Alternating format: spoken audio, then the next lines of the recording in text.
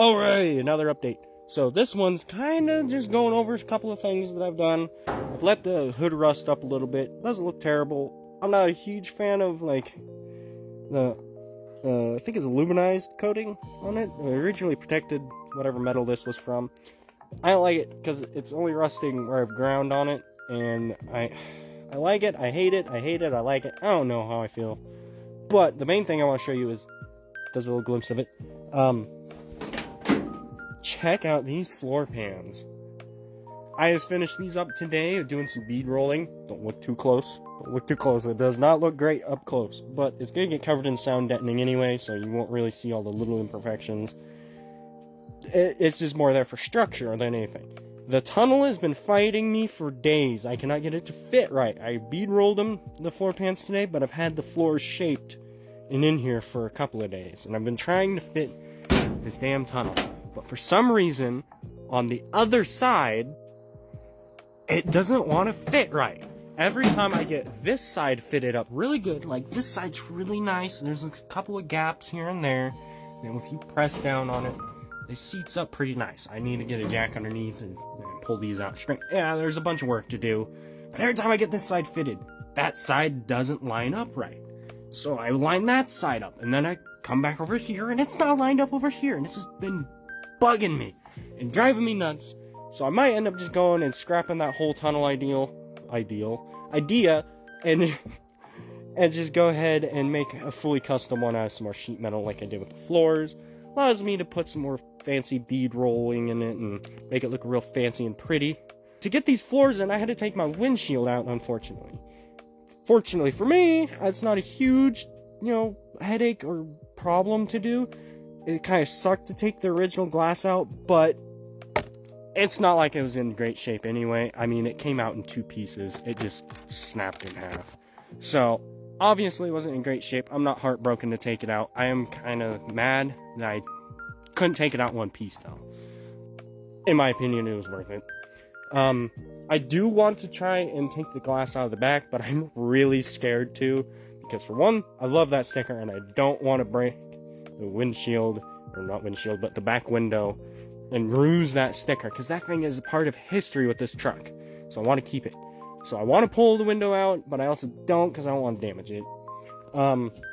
Another thing that I want to keep updated on is the interior of this thing is nice and all, but I want to spend some more time focusing on this thing.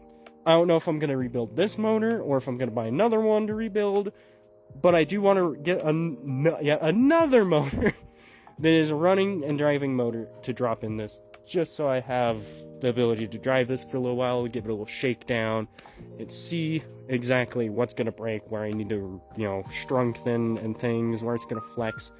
One other thing I haven't talked about, you can probably see those tires sticking out back. They are some Hoosier slicks that were given to me by the guy that gave me the engine. He gave me a killer deal on them, so I picked them up. Yeah. They originally sat all the way out here. So I cut the axle out. Well, I didn't cut it out. I unbolted it. But the springs had already been cut. Oh, it was literally sitting with no suspension in the rear. Just frame on axle. Hey, pup. But I pulled it out, and I talked to the guy that I got these from. And he said he's going to look around. He might have an old Dana 44.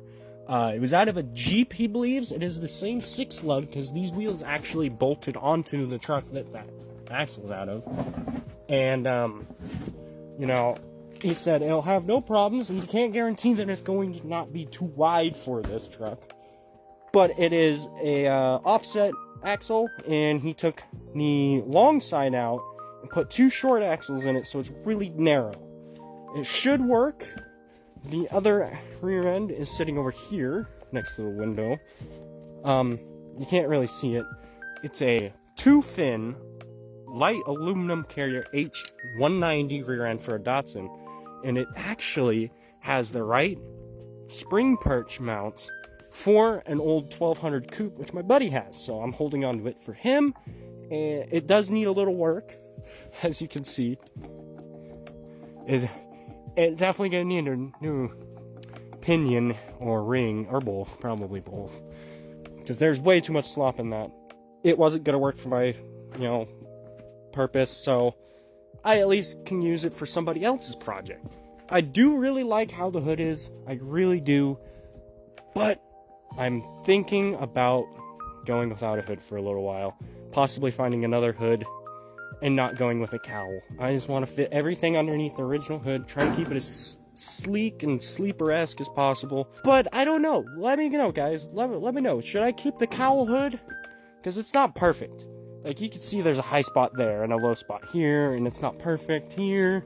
You look down it, and there's a big old divot right here in the hood. It's not a perfect hood by any means, but neither is the truck. So what do you guys think? Do you think I should go with it, or should I change it?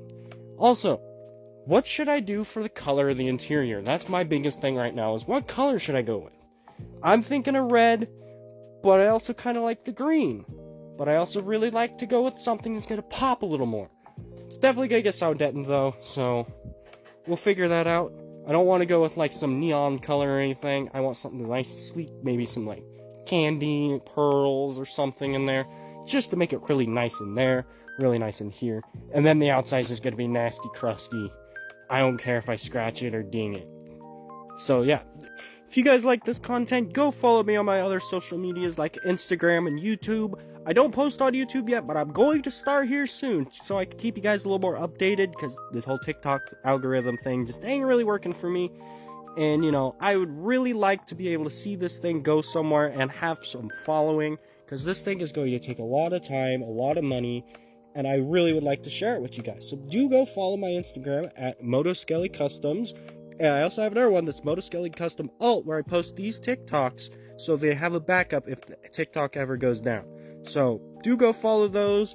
Haven't really decided on a name for it. Again, I've had a couple of good suggestions.